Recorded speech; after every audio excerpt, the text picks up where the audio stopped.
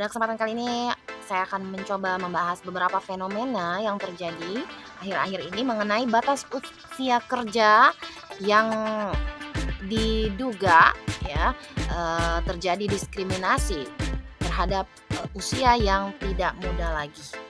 Apakah memang seperti itu? Mari kita. Batas usia pekerjaan menjadi salah satu persyaratan saat seseorang melamar pekerjaan. Terkadang perempuan atau wanita yang bekerja lalu dia menikah dan dia hamil, dia harus menjeda pekerjaannya.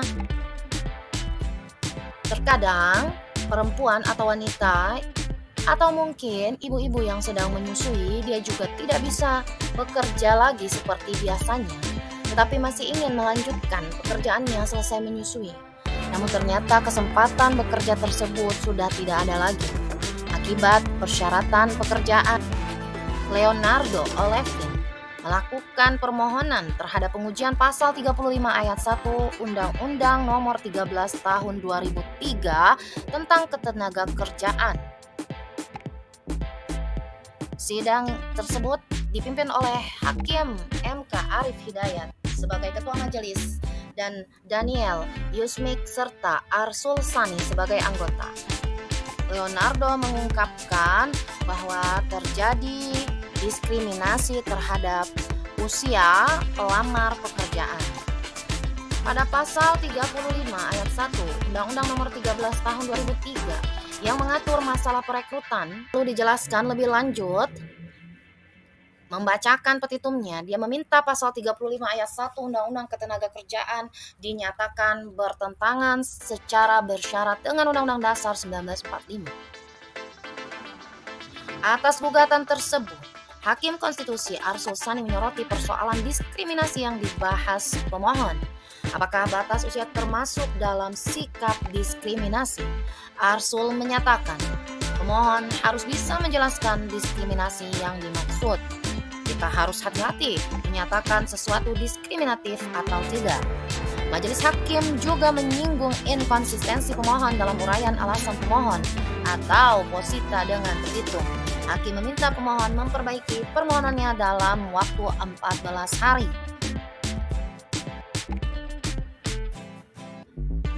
Saat ini kita yang merupakan generasi penerus yang masih produktif ingin melakukan pengembangan dengan melakukan kerja di tengah populasi penduduk yang kian meningkat.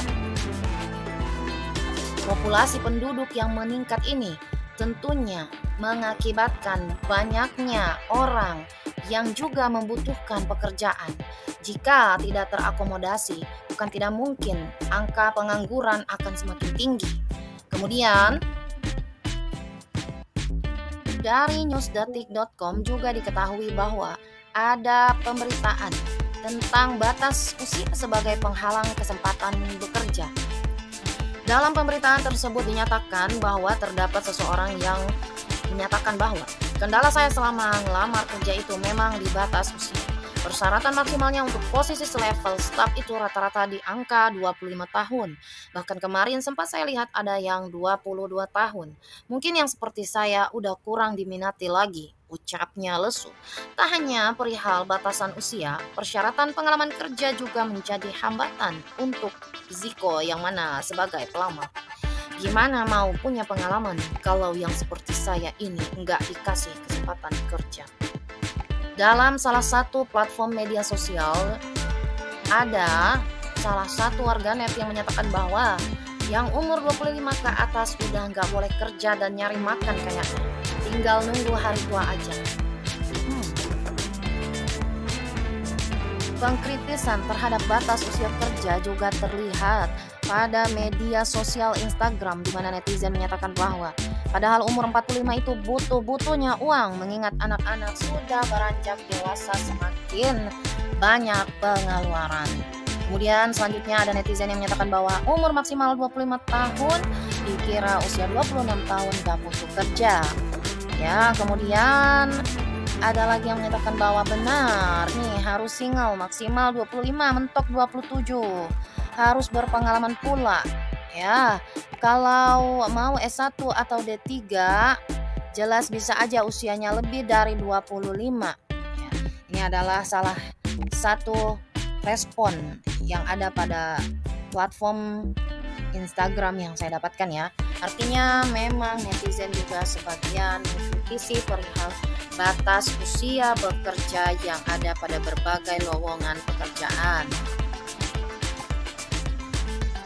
Nah, teman-teman, sering terlihat loker memang yang menuliskan berbagai persyaratan yang dianggap menyulitkan oleh pelamar pekerjaan. Tentu hal ini menjadi hal yang menyakitkan bagi orang-orang yang ingin segera bekerja tentunya ya. Pertanyaannya adalah, apakah betul usia 30-an atau mungkin lebih atau yang dianggap tidak sesuai tersebut memang betul-betul tidak layak bekerja?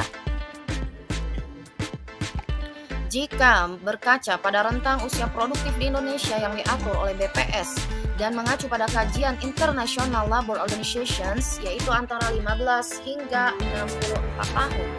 Artinya di Indonesia usia di atas 30 tahun juga masih produktif.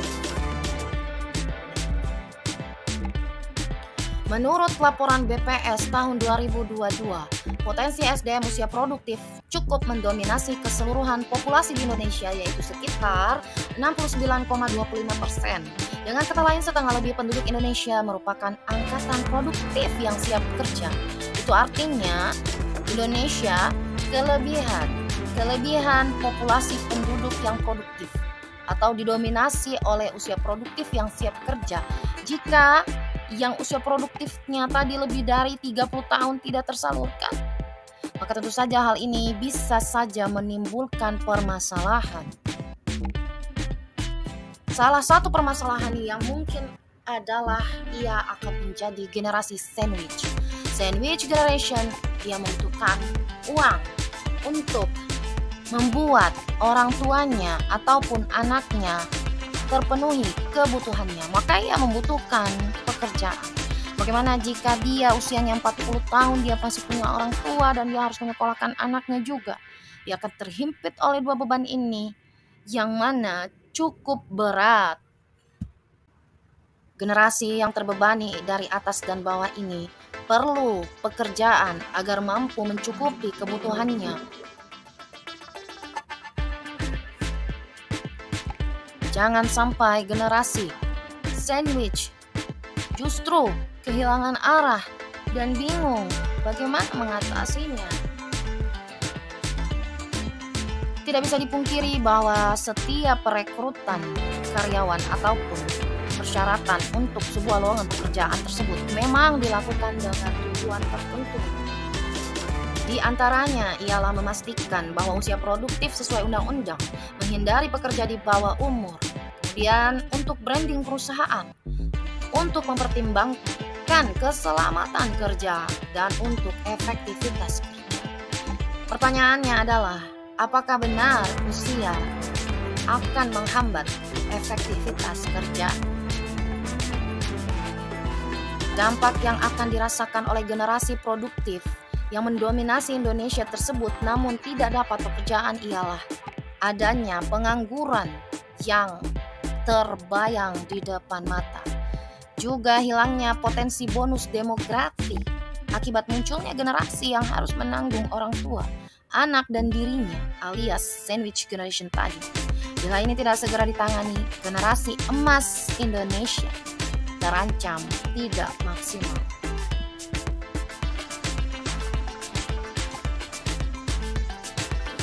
Berdasarkan survei yang dilakukan pada kanal yang ada pada layar ini, yaitu kanal survei menser.com ya. Ternyata kita melihat di sini tren perekrutan yang terlihat di Indonesia mengenai keberhasilan dan kegagalannya. Dinyatakan bahwa 30% HRD menyoroti bahwa keterampilan yang tidak sesuai merupakan tantangan perekrutan terbesar. Jadi nomor satunya memang keterampilan. Dan dikatakan 52% HRD di Indonesia merasa bahwa berfokus pada pengalaman kandidat akan membantu mereka merekrut karyawan yang lebih baik. Artinya kita lihat memang di sini yang dibutuhkan ialah skill atau keterampilan serta pengalaman.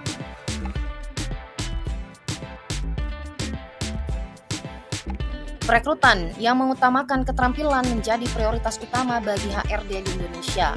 80% organisasi mencari kandidat dengan keterampilan pemecahan masalah.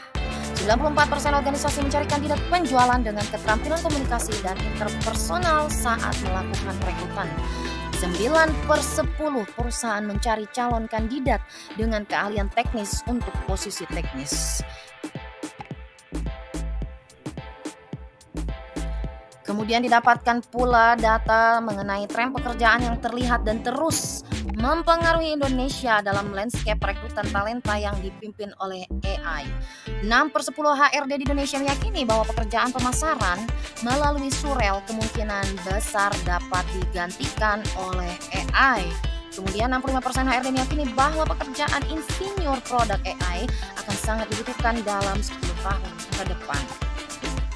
Kalau sudah seperti ini, pertanyaannya adalah apakah usia mempengaruhi kinerja di sebuah perusahaan? Namun kita tidak boleh patah semangat. Kita harus tetap berupaya secara optimal membuat karya-karya, terus berusaha. Misalnya ialah kita berusaha menjadi seorang entrepreneur yang mengandalkan diri sendiri di era digital ini. Meskipun sulit, tidak ada kata terlambat untuk memulai meskipun usia mulai terbatasi. Berbagai penawaran di media sosial ataupun di digital marketing memang cukup beragam. Namun pertanyaannya, siapkah kita, generasi produktif, memasukinya dan menantangnya dan menaklukkannya?